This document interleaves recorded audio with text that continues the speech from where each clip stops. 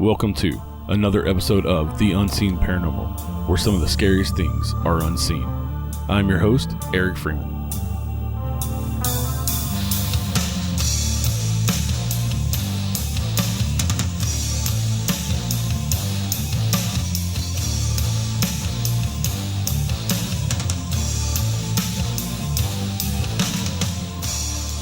On today's show, we're talking to Medics for Paranormal. They're a paranormal group from Nashville, Tennessee. We have Paula, Lee, and Connor with us. How are y'all doing today? Doing great. Doing good, Eric. All right, Lee, you want to introduce yourself and tell us how you got into the paranormal? Well, my name is Lee. I grew up in a haunted house, actually. So I've always kind of, been around the paranormal, had a lot of different experiences. Tried to tell people about my experiences. They never did believe me. It's like all I could do just to get them to believe me. So as time went on, watching television about the paranormal, reading books, trying to educate myself a little bit more, I wanted to do more to try to prove what I've seen growing up. So any kind of evidence that I can collect, I can be like, see, I told you so. That's really kind of how it all got started, just growing up in a haunted house where things have happened ever since I can remember.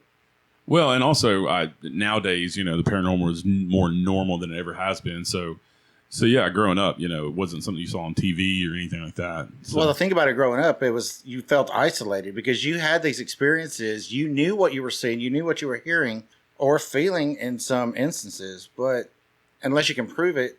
Right. But like you said, today's a different time when it comes to the topic. Miss Paula, you want to introduce yourself and let us know how you got into the paranormal?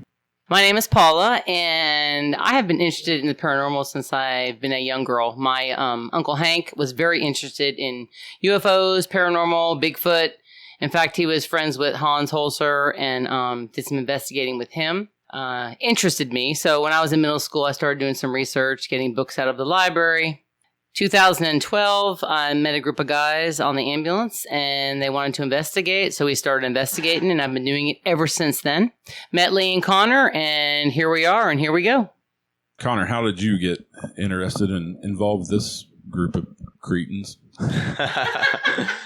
Moved to Nashville about 2 years ago, met Paula, and meeting Paula, she talked to me a little bit about Lee, and met Lee, and we made Medics for Paranormal, and I've always had an interest in paranormal. When I was a young boy, had paranormal experiences, very similar to Lee. Tried to explain them, no one believed me.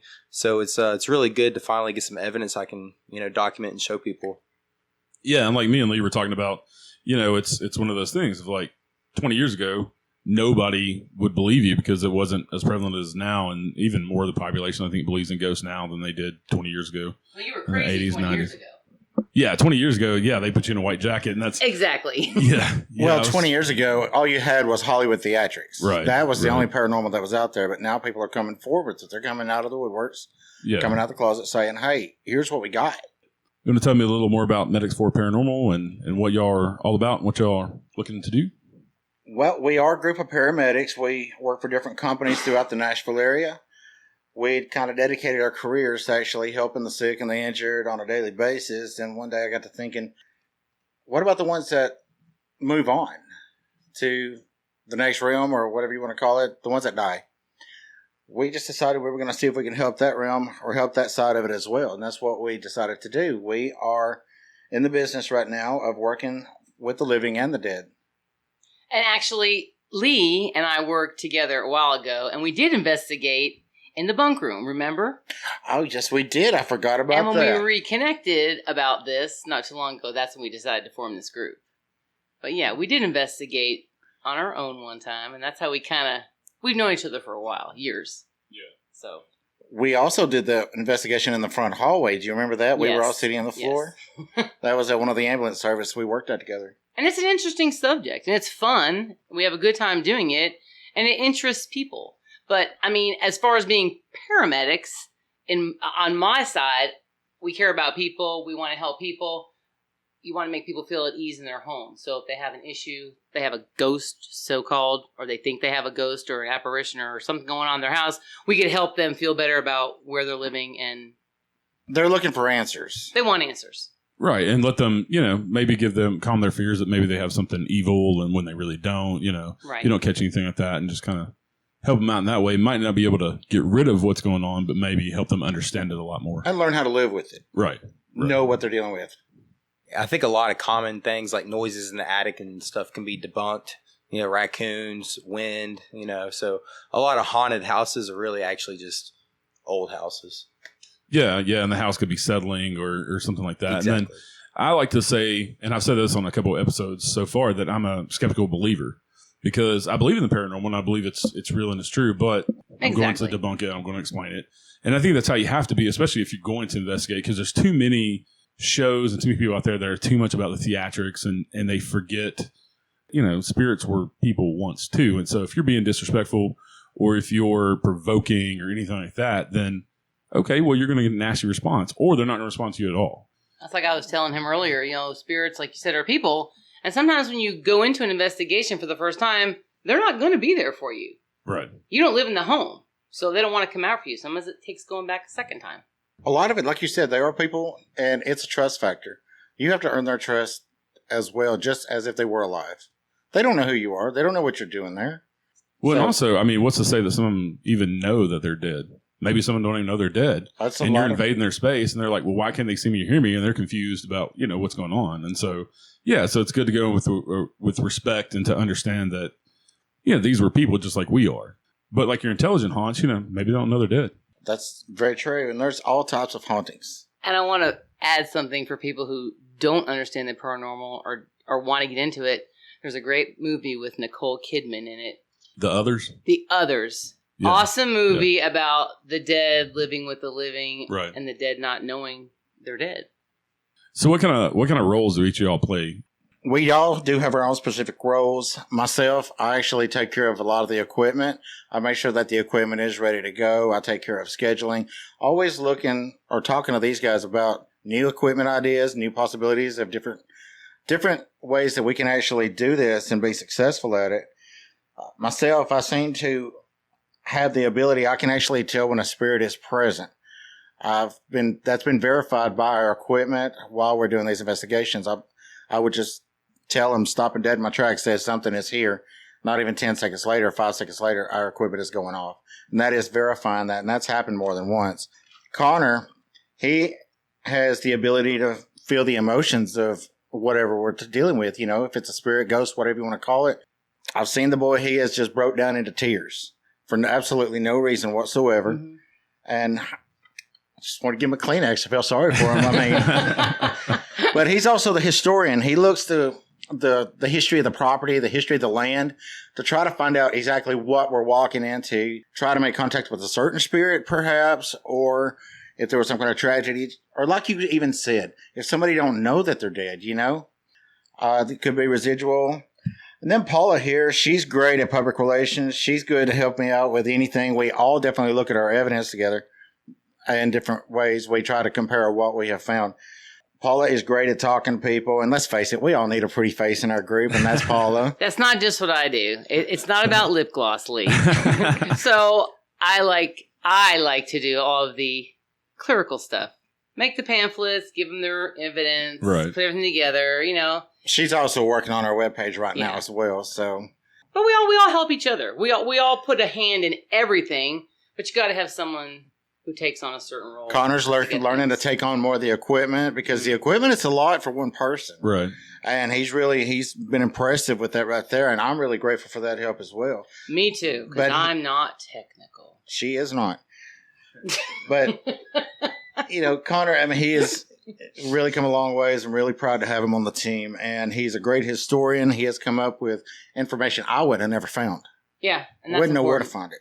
Yeah. And a big part of it is getting your research and your history, because you might be dealing with a new building or a new house, and there's nobody's died in that house. It doesn't mean there's not history on the land. And so Correct. It helps you out a lot more to figure out what's going on and focus your investigation in whatever way you see fit. And that's exactly what we have actually dealt with. And we have done some recent homes of people that we have worked with. They have told us about their experiences. We went the experience wasn't that much, but it's not saying it's not there. Right. Again, they don't know us. They've got their experiences. They've got their stories.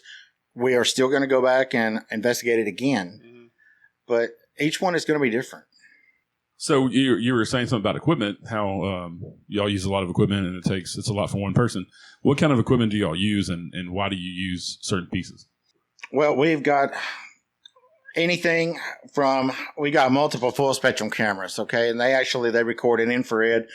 We've got many voice recorders that we place around REM pods.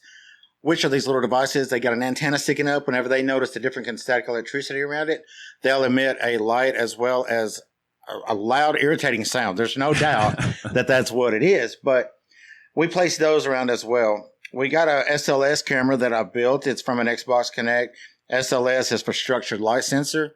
If you're using that, you can actually, if I'm looking at you, I can see a stick figure, but I can also see your body. The theory with it is, and we have seen it, is just a stick figure without a physical body. And if it's an intelligent haunting or an intelligent spirit, you can ask it to wave and it'll wave at you. It's very, very impressive. So the technology behind the SLS is it uses different light spectrums to detect movement, and then it'll put a stick figure over that movement, because the Xbox Connect camera, where it comes from, is meant to map out movement. Absolutely. And now this is just used in a video form instead of for gameplay. Exactly. Many investigators, they've adapted this, and it's been very successful. We saw it in our last investigation. I was sitting in a chair.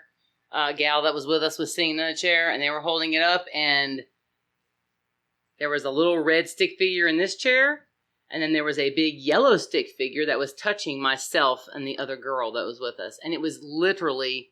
It was very impressive. It was amazing. Yeah, I was actually operating the SLS at that time, and I saw it sitting in the chair next to Paula, and I asked if you'd mind touching Paula, and you can clearly see the spirit or entity, whatever it is, reach up and put its arm on Paula, and she at that same time felt the cold presence on her leg. So, and it's just amazing, being able to ask it to do something and getting intelligent responses from the SLS is just, to me, absolutely incredible. It's one of my favorite pieces of equipment. Yeah, and getting validation that piece of equipment is actually capturing something because you got a response based on what you'd ask it to do. The SLS is amazing, but when you have multiple devices along with the SLS, so you have K2 spiking, you have REM pods moving, you have the movement cat toys lighting up with SLS, it's really impressive at that point. Yeah, to have all of that at the same time, it kind of just reinforces each piece of evidence that you have, and also reinforces personal experiences that you're having. Like with Paula saying that she felt something cold on her knee. They were both sweating. And we were not. And we were within the same circle of each other. Yeah. Just within a few inches of each other. Yeah. We were dying of sweat in there. I mean, it was hot. It was no air conditioning, no air movement whatsoever. And they're sitting over here just comfortable as, I don't know, a chicken eating corn. And an hour before, we were all up there and we were all sweating in the same spot. Very interesting. Right. One of the best things that we have actually discovered, there's a lot of things that we can use to investigate that a lot of people don't even think about. One of all of our favorite items is a cat toy. Yeah. It's a little Just ball. Inexpensive. It's a little ball. It's got a light in it, and it upon movement, it'll light up. Yeah. And we have gotten so much response on that right there by putting cameras into a room, leaving it alone. It's just, they are absolutely incredible. If you look on the Medics for Paranormal Facebook page, you can see on a bed we were sitting that these toys were lighting up and nobody was touching them.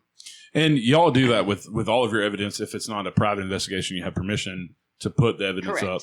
Or if you're doing a public place, then you can go to their Facebook page, Medics for Paranormal, and check out any evidence that they've caught so far, EVPs to video, to a lot of what they're talking about today on the show. Yeah, we never post anything without any kind of permission. I mean, We're going to make sure that we have that anybody is aware that we're going to do that. If they would rather have the full privacy, they got it. I mean, we want their trust. We want the trust. Right. Yeah, we follow HIPAA during the day, but Exactly. we want to earn the trust of people that invite us into their home or business. We want to earn that trust and keep it. Yeah, and I mean, y'all have done quite a few investigations so far. What other kind of evidence have you caught? And I mean, using different pieces of equipment or just personal experiences. I think the most compelling evidence I have seen so far has been in a picture. We were at the Thomas house, and the wonderful gentleman that let us come in there, we brought him cupcakes that I made for him. We did all kinds of cool stuff for him. Thomas House Hotel in Red Bull. Yes, Thomas House Hotel in Red Bowling Springs, Tennessee. He was sitting at the back of the dining room, and we were sitting up here at the tables. He cooked us this huge meal for dinner. And Lee took 3 consecutive pictures of him sitting. And in those pictures, which you can also see on Medics for Paranormal Facebook, he is normal color. Everything around him is normal. He looks like the normal guy that we were talking to. And the one picture, he's sitting there, he is gray. And it's as if something is covering him or something has attached to him. There's a funny look on his face. You have to see the pictures to really understand what I'm talking about. But very compelling. Like, it's pretty neat looking. The pictures are on our Facebook page, Medics for Paranormal. Yeah. That picture, it's something morphed in front of him possibly, or like she said, attached, looking dead straight at where I'm taking the camera. It's one of the most compelling piece of photographic evidence I've caught. We've made several trips to Thomas House and never been disappointed from Thomas House. But one of the best tools I found is my cell phone in my pocket, just an iPhone. Because you always have it in your hand, and whenever you feel a presence around, you can start taking pictures. That one example from Paula, we have multiple things appearing in mirrors and just all kinds of stuff that's not supposed to be there, but is there. On our most recent trip to Hitman County, where we did the Chamber of Commerce, I actually saw a white mist manifest over an EMF pump that we had. And we had 2 other witnesses in the room saw it as well. At first I thought something was on fire, and I was sitting there trying to, waft the air into my face. Couldn't smell anything.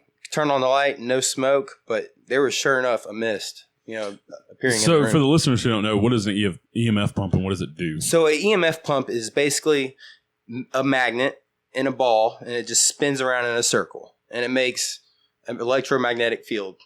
Okay, so your K2 can easily pick up on those kind of readings. Right. So what we like to do is when we first get to a location, we have several of those pumps, and we'll set them around. And the theory is that it energizes the room and helps the spirits have more energy. So yeah, that's an awesome piece of evidence with the EMF pump and getting the mist coming off of it. And like you said, you went over to it and thought it was maybe on fire. Yeah, man, I actually, we always try to debunk things before we assume anything's paranormal. So if we hear noise or if, see mist or anything, we always try to reenact it. And there was no explanation. And it was very interesting. Well, I think anybody's first thought was like, is the machine on fire? Yeah. Especially something electrical. Came up to it, wafted it, picked it up, held it, put it in my face, no smell. Set it back down, and about 5 minutes later, it got really cold in the room, and the same mist came up out of the pump again. So, was it just you that experienced this? Or no, 2 other people were in the room with me, and they also thought it was on fire, maybe. So we all were completely tripping out. Yeah, it was the first time I've ever seen any kind of thing manifest like that. So very, very cool for me. First time experience. The whole time prior to it manifesting, I was asking it to manifest itself, and for that to actually happen was very special. And during the whole time that was happening, there was also lots of light orbs moving around the room, along with EVPs. So, lots of evidence on different devices is definitely a good sign for us. Right, and the orbs that you're talking about, I've seen some of those. Y'all showed me some of the video. They're not the typical orbs that they get crazy on TV over. That's just some dust or bug flying around. These were backed up by other evidence as well, like the REM pod that goes off, with something has to be close to it. Talking about the light orbs, there's a lot of controversy with that. A lot of people believe that it's paranormal. A lot of people don't. And like you were saying, with us backing it up with our equipment, that right there really does make a lot of difference. The more you do it, the more you can actually differentiate if it's going to be a light orb that you can't explain, or it could be dust, a snowflake, or a bug, or it could be a lot of different things. But the more you do it, the more you can actually recognize what is very probable paranormal. Yeah, and usually if you kick up dust or you're getting some sort of like moisture in the atmosphere, it's going to be a lot. It is. Like it's hundreds several, of thousands. Yes, they're all over the front of the picture, all over the video, To where what in paranormal world what they call true orbs, it's going to be a anomaly. It's going to be one light anomaly. Usually they emit their own light. Mm-hmm. It doesn't look like a reflection. It doesn't have a flight pattern, like a random flight pattern like a bug. It usually looks like it has a direction that it's heading, and then it just kind of fades out. Dust does not change direction like a true orb would. I mean, it's a lot of. I mean, myself personally, I believe that a light orb is energy. I believe that is the energy they need to manifest to actually exist in that realm. That's my belief in it. Well, and there are scientific orbs, if you want to call them that, called ball lightning, which is a real phenomenon that happens. It is from static electricity in the atmosphere. Up until, I think it took them up until like 50 years ago to actually prove ball lightning even existed and for them to capture ball lightning. So it would make sense that you can have smaller versions of that if you have a charged environment with a lot of energy going on. And if you're getting direct responses when you're getting these balls of energy, then like you're saying, it could be a spirit trying to manifest, or they're condensing the energy out of the environment, and you're seeing a physical effect of that. Well, just think about the anatomy of the human body. I mean, the heart needs electricity to function. So what's going to be the difference between this world and the next? I mean, if we need the electricity to function now, I think it'll stick with us. And also, when we investigate, there are certain investigations where the next day we are exhausted, and there are certain investigations when we're not. Like, I personally have never felt so exhausted until we did the place in Centerville because of the figures we saw with the camera and how they were touching us and feeling the cold spots on our arms and our legs. Normally, I don't feel that exhausted, other than you didn't sleep exhaustion. But this was a real, true exhaustion. Well, all of us coming from the EMS world, we kind of know from working 24-hour shifts right. to, working long days, you kind of know the difference. If you're rested when you're going into that, just because we're used to that sleep deprivation and the different types of sleep patterns we have. And This was different. Like she said, our last investigation, Hitman County Chamber of Commerce, Mandy King, she's head of it over there. She's the one that actually was our hostess rather. Wonderful, wonderful lady, very into the paranormal. I've never been that tired. I could not function the next day. And I called Paula. I said, Paula, how did you feel? She said the same thing. Well, I called Mandy, who had no idea we're having this conversation. I said, Mandy, I know you probably slept in. And how did you feel when you got up? She says, Lee, I couldn't do a damn thing. She says she could not function to save her life. And during an investigation, a lot of times when we're trying to elicit a response, we'll offer our energy. And they completely drained us that night. I have no doubt about that. I will go to my dying day saying that was probably the most drained I've ever felt. Yeah, I would agree. So what other equipment are y'all looking at using, or are you using other equipment we haven't talked about? We've talked about a lot so far. Well, I found my old 1980s model cassette recorder with blank cassettes. I'm excited. I want to get that out there. I want to try that. I got a microphone for it. I'm going to set it up. Because, that's old school. Right. The digital, it's great and everything, but I want to go back to old school and just see if that makes a difference, for example. I also believe that old school cameras. Oh, yeah, Polaroid. That's going to be, that's or in the even bucket just list. your regular Canon. My daughter's a photographer. She says use those cameras because they seem to catch more versus the phone cameras or all this digital stuff using just old-fashioned camera. On using older equipment, one of the best orb activities I've ever got captured was with the disposable camera. Just whenever we start feeling feelings of, coldness or hair starts going up, goosebumps, we'll start taking pictures of the disposable camera. And in one picture, we can clearly see a very definite sphere with different colors all radiating out of it. It's really amazing. Just some of the stuff that you can capture with all these different things all combining at the same time, it really makes for a solid case. Y'all been investigating for a little while. We've been jumping around kind of on the evidence. Why don't we talk about y'all's first investigation with the Thomas House Hotel in Red Bull Springs? It is. It's up in Macon County. It's well known. It's about 130 years old. That was our first investigation as a team. We went up there kind of blind, didn't really know what we were walking into. That place turned out to be just a virtual paranormal hotspot. We've captured all kinds of evidence, anywhere from videos to pictures to EVPs. We really weren't expecting everything that we had captured. We go through the hotel. We spend about 45 minutes in one area, then we'll move on to another. We'll leave cameras behind. At times, we'll leave Paula behind because she'll be falling asleep. She fell asleep. I was extremely exhausted that night. You talk about it being a haunted hotel, and she fell asleep in 4 different locations at this hotel. And me and Connor, we just got to where we were just leaving her behind. She would wake up and be like, they left me again and have to come find us. I felt horrible doing it. I didn't. It was funny. It was great because she don't snore or nothing like that, but she was tired. She was tired. That's one of those nights where she was just tired. It wasn't the spirits that night. No, I wasn't spirits. I was just dead tired.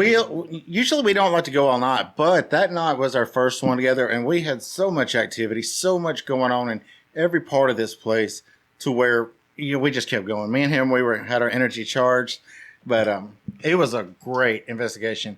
Again, on Medics for Paranormal, our Facebook page, you can see a lot of what we captured then. We're always finding new evidence. We're always posting it. I mean, I want to share what we find with the world. It's unedited. It's either there or it's not. Like you said earlier, it's a big fishing trip. You're going to go out, cast your line. You might catch something, you might not. When I go into an investigation, I don't go in looking for something. It's like coming to Nashville to be a singer. You don't go into an investigation expecting. You're going in to find. Right. And to seek. Right. And if you find something, that's great. And if you don't, you don't. Whenever you do catch something, if you're sitting there and you're listening to dead air, nothing, and all of a sudden you hear a voice that wasn't there, that right there, the reward for that, the feeling that gives you reliving that over and over again, that right there is amazing. To know that there's probably more out there than what we see right here before us. At the Thomas house as well, you got some really good EVPs, and I've got one here that I'm going to play. Do y'all want to kind of set it up before I play it? One of the spirits at the Thomas house is supposedly a little girl. Nobody really knows exactly how old, but she is a little girl that actually went there. She was sick, so went there to get well, and ended up passing away there. They say that she's still there in room 37. We've stayed in that room many times, and that place it's just wall-to-wall activity. It really is. So the evidence that we have gotten with our equipment told us that she's about 7. I don't know how accurate that is. Nobody really knows. They can't find any documentation due to fires at this location. We did take her a present. We stopped and got her 2 little baby dolls, identical twin dolls, just so she can know that she can trust us. So we set them up on the bed. We're sitting there, and I've got my cell phone. Like Connor was talking about, the cell phone can be an invaluable tool because you can take pictures, it can record, it can do so many things that our equipment does, but it's all in the palm of your hand. We were getting close to finishing up, and I was sitting here taking a video, and I asked her if she still liked the baby dolls. And we actually got a very intelligent response. One of the rules that we have, we do not whisper on our investigation. We do not want to confuse anything that could be paranormal with us just whispering. So if we were to make a noise or anything, if we were to bump the table, we're just going to verbally acknowledge that. But whenever I asked Sarah, do you still like the baby dolls? She played what we all heard to be, oh yeah. And it was in a whisper. And like I said, we don't whisper. All the listeners out there, you can kind of make up your own mind about this, because we even around this table here, we all have our different opinions of kind of what it says. So it's kind of up to interpretation. There is a voice there. All right, I'm gonna play the clip now, and I'll play it a couple of times back to back, so you can make sure to listen real close. Sweetie, do you still like them baby dolls?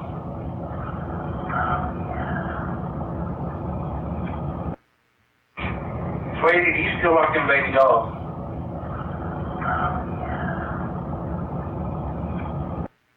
So right there, you hear Lee, saying, "Do you want those baby dolls?" And then there's a whispering voice.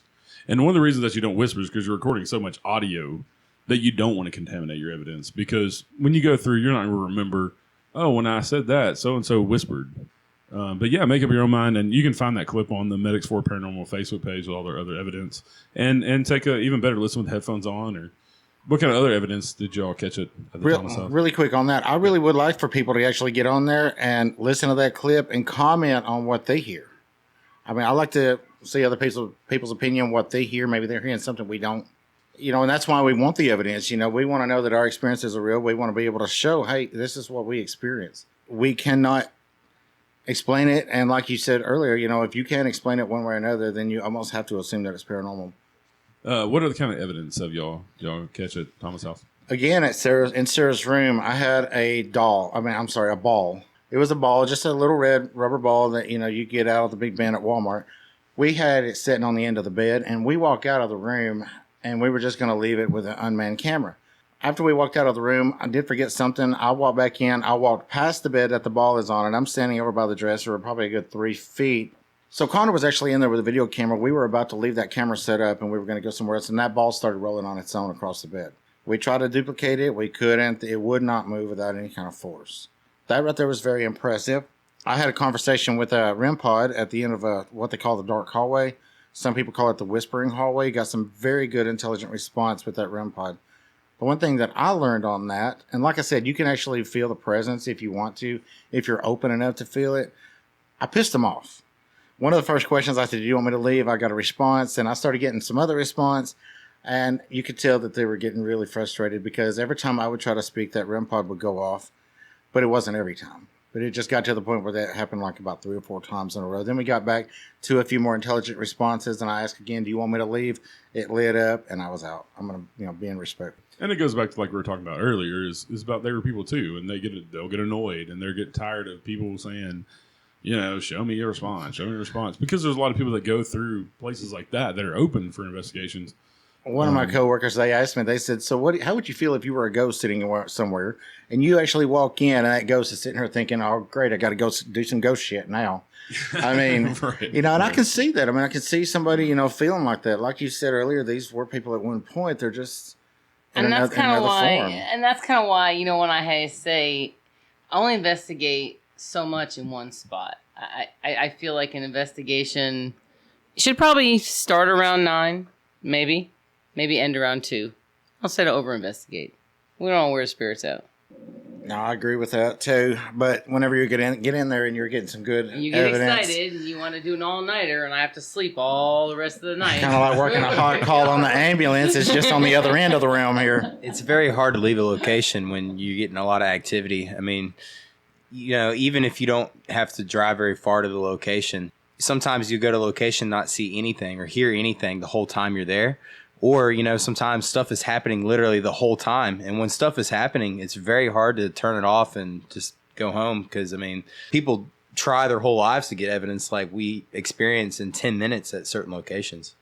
Well, and also if you get a burst of activity for an hour or so, that energizes you. And so and if it calms down, you want that again. Right. You're wanting to stay to get that experience again and happen again. And it might not have the rest of the night. Peace out, Cub Scouts. We're done. Right. But a lot of I firmly believe that a lot of the activity we get are spirits, like you said, that may not know they're dead. They may not understand what's going on. They want to be seen. They want the interaction. Maybe it's a comfort level for them, and they're saying, hey, I'm here. We're here. Talk to us. Acknowledge us.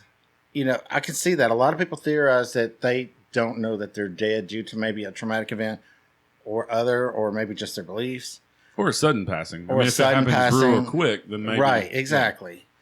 So if we're getting a lot of activity, I'm also taking that into consideration right there. Right. Just that, hey, they want to interact. One future investigation I'm going on with y'all is in August, and we're going to go, me as a guest investigator, we're going to the Octagon Hall in Franklin, Kentucky. Yes. And I'm looking forward to this. This is going to be fun. I've been there once before, and it is a very active place. It's a fun place to investigate. There's a graveyard. You can go on Medics for Paranormal. 2 graveyards. 2. And you can go watch a little video clip that Lee put on there. Gentleman's talking about the graveyards that are there and the spirits that might possibly be in the home. It's a cool place. There was a Civil War skirmish on the property, and they were actually using part of the house as a Civil War hospital. One of the rooms upstairs, I believe. Mary Elizabeth's room. Yeah, so there's a lot of spirit activity there. There's a very, very interesting picture on the wall there, and I wish I could show you the picture, but I can't over the radio or over the podcast. But it's an actual picture that our friend who passed, Jay, took of 2 apparitions standing in the Octagon Hall, thought to be the husband and wife who owned the place, who helped the soldiers and everything. And it's one of the best pictures I've ever seen, and it is hanging in the Octagon Hall. One of the best parts of that picture, Jay was in a wheelchair. Yes, he's in the picture. And these apparitions are standing behind him as if looking over him. Can we post that on our Medics Paranormal? Yeah, absolutely. Yeah, we'll post that picture on there so people can see it. It's a very neat picture. And our friend, rest in peace, Jay, he is in the picture holding the K2 meter. And in front of truly looks like they are standing behind him, just watching over him. They're just watching him. Yeah, it's very interesting. And I have an interview with Debbie, who's one of the on-site paranormal investigators that will come out that week that we go investigate. And then we're going to do Medics for Paranormal will come back and join me, and we're going to just do a whole episode talking about what we experienced that night at Octagon Hall. And they've got reports of everything from cryptids like Bigfoot to UFOs and shadow people and all kinds of crazy going on there. And it's called Octagon Hall because the house is actually built in an octagon. It's an octagon. Yeah. And being built in the 1800s, that was really unheard of as well. So the house has quite a history. Yeah. So what about any other future investigation? Well, recently we actually went to Hickman County Chamber of Commerce. They've had a lot of activity over there in that building.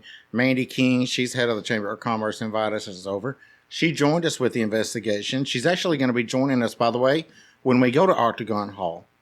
So you'll get to meet her then. She's very much into the paranormal, very good at what she does.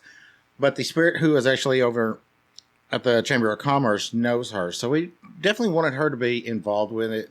And she got a lot of great evidence. Anyway, she's invited us to come back to the Chamber of Commerce over there. Yeah, she was actually one of the witnesses of Mist that Connor was talking about coming from the EMF pump. But she's wanting us to come back over there and investigate because, like what we were saying, we got a little bit of evidence. We've not gotten to go through it all yet, but we do have a lot going on. And when we get that posted, we're going to go back over there and see if we can't get any more and make contact with this guy named John. That'll be cool, especially from the evidence that y'all caught before there. It's something that wants to interact and wants to communicate. And so maybe with it being familiar with y'all next time you go, that you'll get even more activity. We'd also like to branch out home investigations. That is kind of something that I really enjoy doing. So hopefully we can reach out to some people through the podcast or through the Medics for Paranormal Facebook or future website. We email us, call us. Home investigations are where it's at for me. Anywhere in the Nashville area. Anywhere in the Nashville and surrounding area. I say anywhere in Middle Tennessee. Yeah, Middle really. Tennessee. I mean, if I can get a good investigation going, I'll go anywhere. Yeah. I mean, if you have paranormal issues, you feel like there's something in your home, there's something you're not comfortable with, maybe there's something you are comfortable with, and you just want, verification or affirmation that's there, give us a call. We'd love to come out. Yeah, we'd like to help. We want to help validate what you're experiencing. I know what it was like growing up. Like I said, you try to, it can be very isolating. It can be very isolating, and I don't think anybody should live like that. There are people out there that believe in the paranormal, and they try to work with the paranormal, and they actually do want to help. Because the paranormal is real.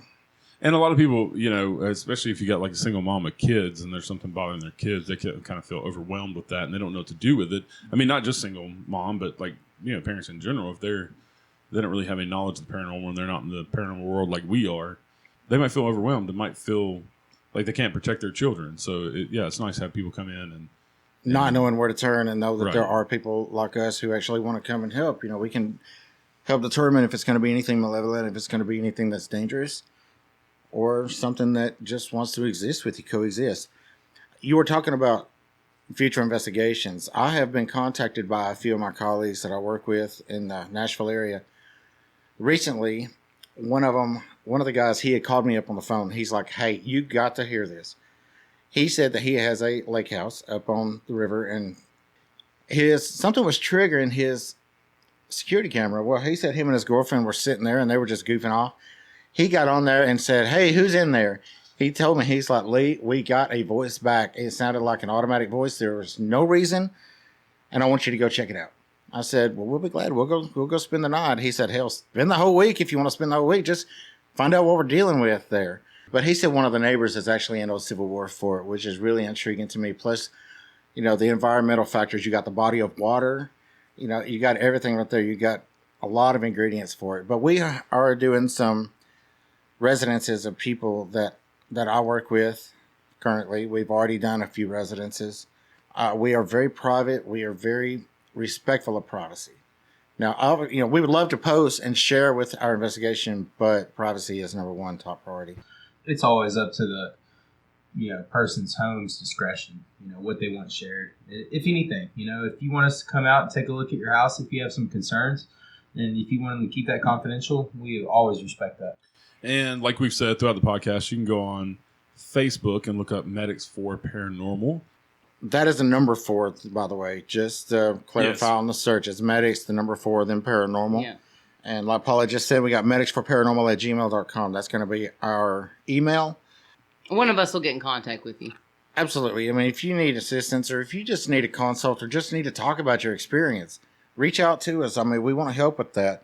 We are hoping to have the chance to talk about and educate others and reaching as many people as possible because, like I said a while ago, that feeling of isolation, nobody believing you, not wanting to sound quote-unquote crazy, because that's a lot of the reason that people don't want to talk about it because they don't want to be known as that. Well, you know what? You're not. I mean, it's out there. It exists. And we want to come and help you with that.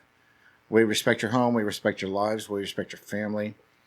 We just want to build that trust and help you where we can.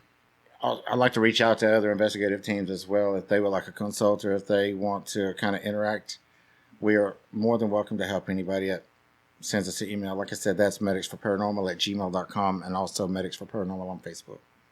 All right. Thank you all very much. Thank you, Eric. Thank you, Eric, and we look forward to seeing you at Octagon House. Yeah, Octagon Hall is going to be fun. And then also Medics for Paranormal are going to be the resident paranormal team for the podcast. So you will be hearing a lot more from them after they do various investigations. So they can come back on and talk about evidence, new evidence. And like I said, we're going to have them back on after Octagon Hall, and we go over the evidence, talk about our experience there. So you're going to see us live at Octagon Hall. Yeah, we're going to do some live stuff. You can watch us. So watch Medics for Paranormal's Facebook page and the podcast Facebook page for more info on that. We're going to do some live stuff. But when it gets closer to August 15th, we will let y'all know. But I appreciate everybody listening. Y'all have a good night. Have a good night. Thank you. Join us next time for a new episode of the Unseen Paranormal. Until then, check us out on Facebook, Twitter, Instagram, or at our website, unseenparanormalpodcast.wordpress.com. And don't forget to like, review, rate, and share with all your friends. Thank you to my friend Chris Lips for the awesome theme music. Listen to our theme song and more of his music at chrislipsmusic.com. And remember, some of the scariest things are unseen.